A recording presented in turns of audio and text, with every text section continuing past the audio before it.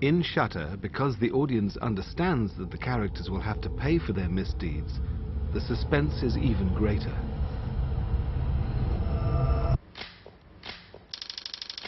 And filmmakers Ban Jong and Park Poom have applied the cinematic techniques of suspense to make a belief like karma come alive in the minds of viewers. Shutter is a uniquely Asian psychological thriller. We think Asian horror films play with the theme of inner fear. We like moments in horror films with suspense, where we don't know what will happen, or how or why the ghost appears. Sometimes it appears in an unexpected way, just like in Shutter. We try to create new forms of suspense. Some moments in a dark room with lights flashing. We enjoyed this kind of creative approach.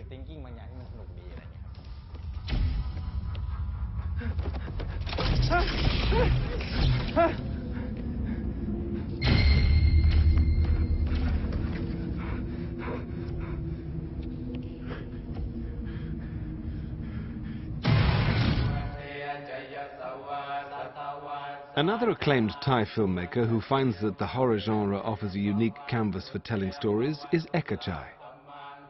He is about to make a film about the ultimate fear, the fear of death. His latest film, The Coffin, is inspired by a Buddhist ceremony where a person plays out their own funeral. It may seem taboo, but it's believed that this death ritual will rid the soul of bad karma.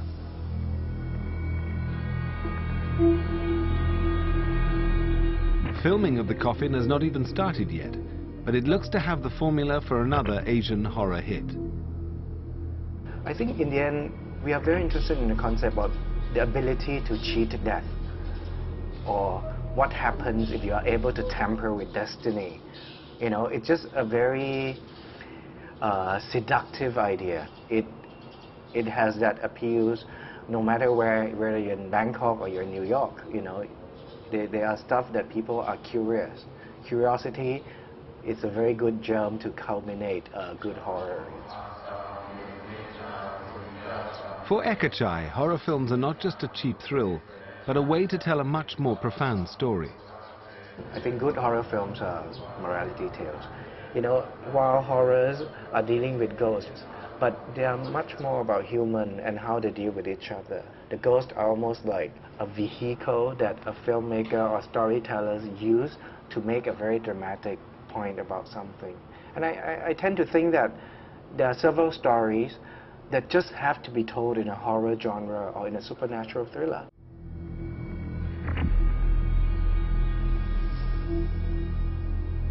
Death and Asian ideas about the afterlife are a rich territory for filmmakers, particularly in Hong Kong, the backdrop for one of the most famous Asian horror films of recent years.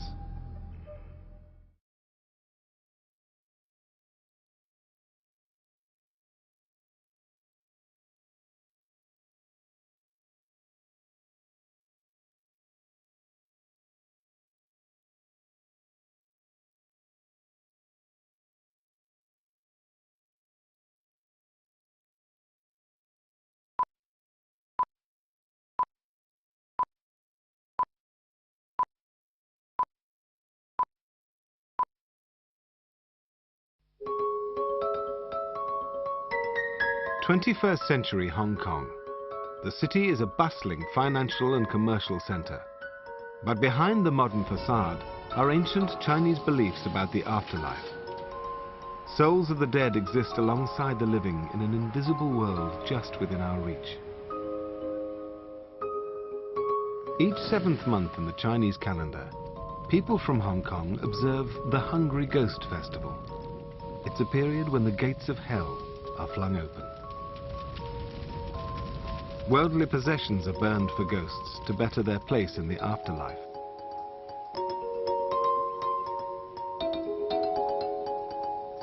The line between the living and the dead is sacred and must be respected. But what would happen if you could see the afterlife? This is the premise of The Eye, one of the biggest films to emerge from the Asian horror scene in recent years. The film tells the story of a woman who is able to see ghosts of the dead all around her in the streets of modern-day Hong Kong.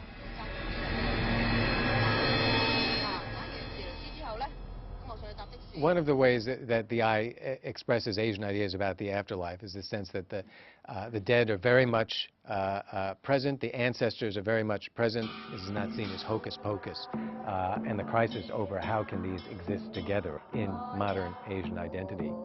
And one of the ways that it's played out is through the hauntings, through modern-day Hong Kong, but also simply of people having to come to terms with things which are not scientific facts.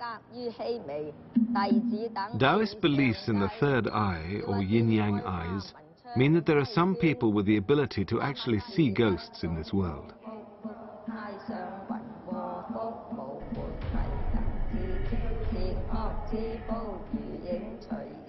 The Eye gives this idea a twist based on modern technology by creating a plotline that a blind girl who receives a cornea transplant is suddenly able to see ghosts in the streets of Hong Kong. In the film, there are ghostly apparitions on almost every corner. For famed filmmaking brothers Oxide and Danny Pang, The Eye was an opportunity to visualize the normally invisible world of the afterlife. We also looked to people who we believed had the third eye and are able to see ghosts to better understand the environment of a ghost encounter and what ghosts look like. Research was very important because what we had in the script and how we visualized it on film had to be convincing in order to make the audience believe the film.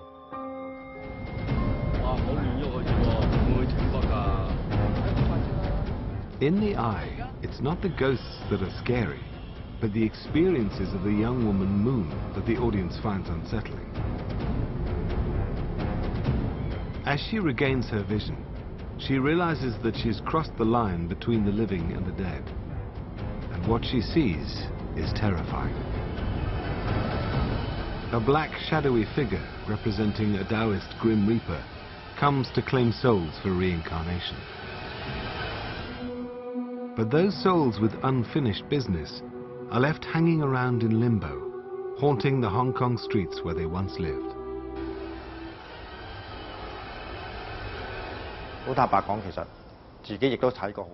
I've seen a lot of horror films from both East and West, and I realized that a lot of these horror films tend to have ghosts appearing at night time, and that people who encounter ghosts usually have to venture into strange places before things happen.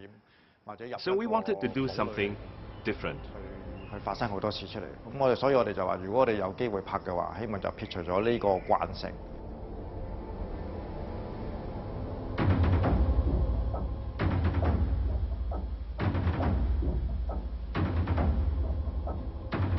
It's about the atmosphere. That's the direction we are going for.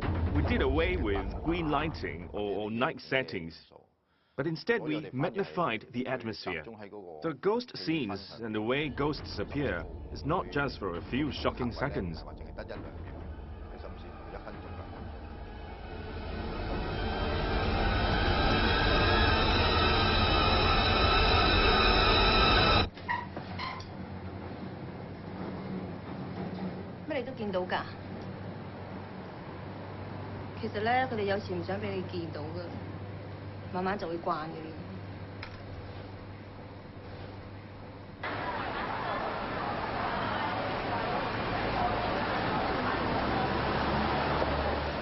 An already crowded Hong Kong, populated with ghosts from the afterlife, resonated with local audiences. The Eye could be, for a Hong Kong audience, what something like Blair Witch Project is to North Americans who live in more rural environments and know how scary the woods are. Because Hong Kongers live in crowded urban environments, they don't know how scary the woods are. With The Eye, a regular Hong Konger, having these types of things happen to them could well be more scary. Its very normalcy makes it scary.